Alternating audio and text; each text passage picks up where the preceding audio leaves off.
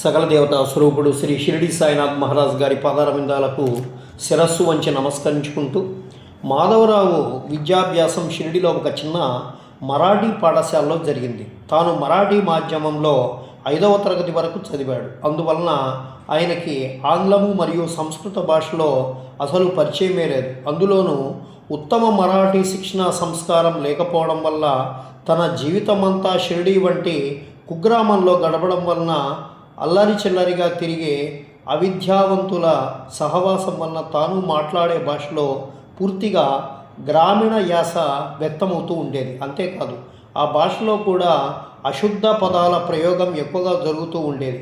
ఉదాహరణకు, విఠల్ అనేటువంటి పదాన్ని ఇట్టల్ అని జోతార్ చెబుతారును బోల్యాత్ అని, వెడ అంటే పిచ్చివాడనే పదాన్ని ఎడా అని పలికేవాడు. ఇలా చాలా మటుకు పదాలను పూర్తిగా గ్రామీణ యాసలోనే పలికేవాడు.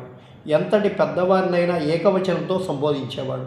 ఇక అరే తురేలకైతే లోటే లేదు. బాబాతో సహా అందరినీ అలాగే సంబోధించేవాడు. తరువాత రోజులలో ఎంతో సంస్కారవంతమైనటువంటి భాషను మాట్లాడే కాకా సాహెబ్ దీక్షిత్, నానాసాహెబ్ ఖబర్దే, నానాసాహెబ్ చందోర్కర్, రామచంద్ర తర్కడ్, కాకా మహాజని వంటి వారి సహచర్యం వలన భాషలో కొంచెం స్వచ్ఛత చేసుకుంటుందని ఆనాటి భక్తులు వారి స్మృతుల్లో రాయడం జరిగింది. మాధవరావు 2 వివాహాలు జరిగాయి. మొదటి భార్య పేరు శ్రీమతి సావిత్రిబాయి. ఆమె ద్వారా మాధవరావు ఏకనాథ్ పంత్ అనేటువంటి కుమారుడు కలిగాడు. తాను విద్యాభ్యాసం పూర్తి చేసుకున్న తర్వాత రోజులలో ప్రజా పనుల శాఖలో ఉద్యోగం చేసేవాడు. తనకు నీవుగాంలో చెందిన శ్రీ గోపాల్ కులకర్ణి గారి కన్యతో వివాహం జరిగింది. మాధవరావు 2వ భార్య పేరు శ్రీమతి ద్వారకాబాయి. వారికి జగన్నాథ్ పంత్ మరియు ఉద్దమ్రావు అనేటువంటి 2 కుమారులు మరియు బబితాయి అనేటువంటి కుమార్తె కూడా కలిగింది. జగన్నాథ్ పంత్ వివాహం నాసిక్కు చెందినటువంటి శ్రీ హరిపంత్ కులకర్ణి గారి కన్యతో జరిగింది. కుమార్తె బబితాయిని పార్నర్ గ్రామానికి చెందిన శ్రీ వాందే గారి ఇంట్లో ఇచ్చారు. చిన్న కుమారుడైనటువంటి ఉద్దమ్రావు దేశపాండే సాయి సమాధి మందిరంలో పూజారిగా సేవా వృత్తి చేశారు.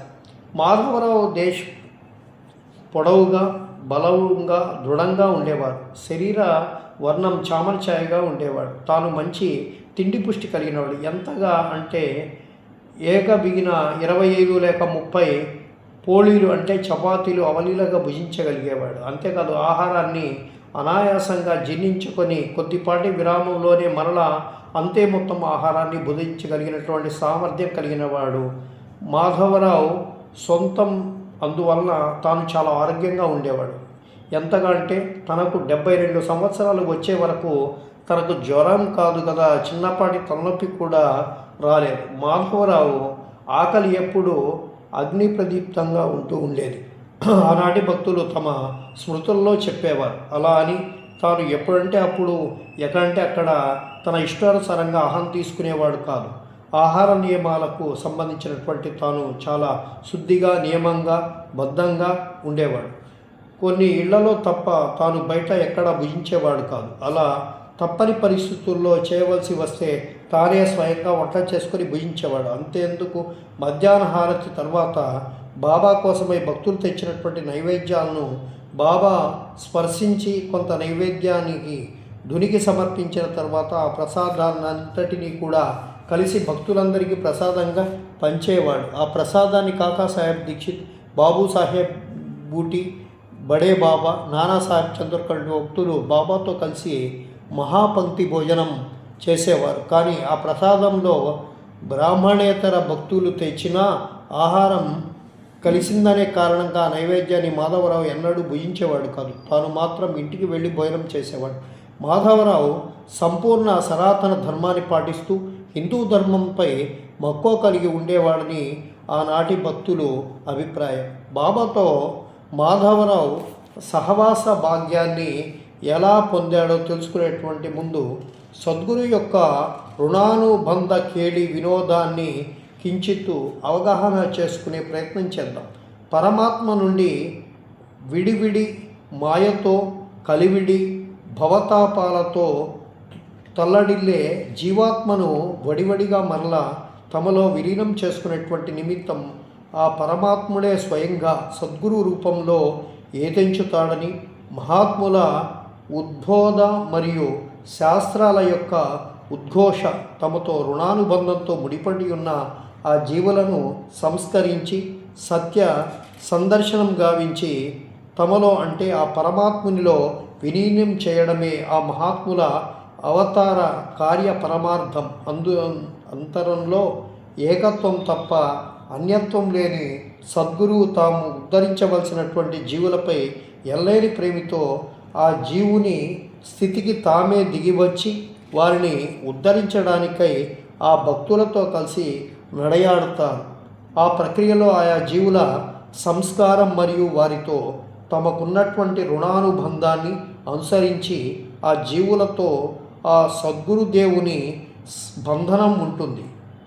అంతరంలో అందరిపై సమభావం ఉన్నప్పటికీ రుణానుబంధ ప్రాతిపదికన ఆయా భక్తుల పట్ల వారి ప్రేమ వ్యక్తీకరణ ఉంటుంది. అద్వితీయమైనటువంటి సాయి దర్బారులో సమర్థ సద్గురుడైనటువంటి సాయి విభిన్నమైన భక్తులను భిన్నమైన కోణాల ద్వారా తమ అక్కున చేర్చుకునేవాడు. ఆయన దర్బారులో ఆర్తులు, అర్ధార్థులు, జిజ్ఞాసకులు, ముముక్షువులు వంటి వారేగాక మామతానుబంధ కోణంలో భాయిజాబాయి మరియు తాత్యా సాహెబ్ కోతే వంటి వారు కూడా అతిథి రూపంలో బడే బాబా దాస్యభక్తి భావాలతో ప్రతీకమై అనుక్షణం బాబా బాగోగులకై పరితపించే కోణంలో రాధాకృష్ణ ఆయ్ సహచర భావిక భక్తులకు సాయి మహిమల గురించి వర్ణించి వారు సాయి చరణాశ్రయములు కావడంలో అధికోత్తంగా కారణభూతులయ్యే కోణంలో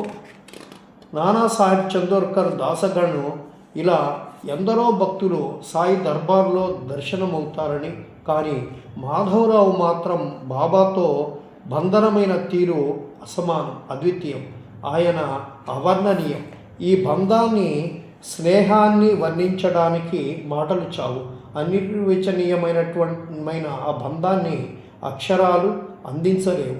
అతి కష్టం మీద అక్షరాలను గుచ్చి పదాలుగా పేరిస్తే పరిమితి అనేటువంటి ముసుగులో ఆ పదాలు దాక్కొని కుండిపోతాయి. సముద్రం సమాగమనానికై నీటి బిందువు వద్దకు తరలి వచ్చిందంటే అసాధ్యమంటాం. మరి అవధులు లేని భగవత్తత్వం ఒక పరిమితమైనటువంటి ప్రాకృతిక దేహంలో ప్రకటితమై తమ నుండి విడివిడిన జీవునితో సమాగమానికై పడే తపన ప్రదర్శించే కలవరం, ఇచ్చే చనువు, చూపే సఖ్యత, చేసే ముద్దు, గావించే లాల్లో సరిగ్గా ఆ చర్యా విధానమే దాగి ఉంటుందని, అటువంటి వైచిత్ర్యమైన నిండి ఉంటుందని అవగతమైన అద్భుతం అని అనుకోవచ్చు. అనంతమైన భగవత్తత్వం సముద్రం లాంటిది. జీవునితో జీవును నీటి బిందువులో అలా విలీనానికై తరలి రావడం అనే సత్యమే ఇక్కడ సంభవమైందని బాబా మరియు మాధవరావుల బంధం చూస్తే ఆ సత్యం కళ్ళ ముందుకు సాక్షాత్కారమవుతుంది.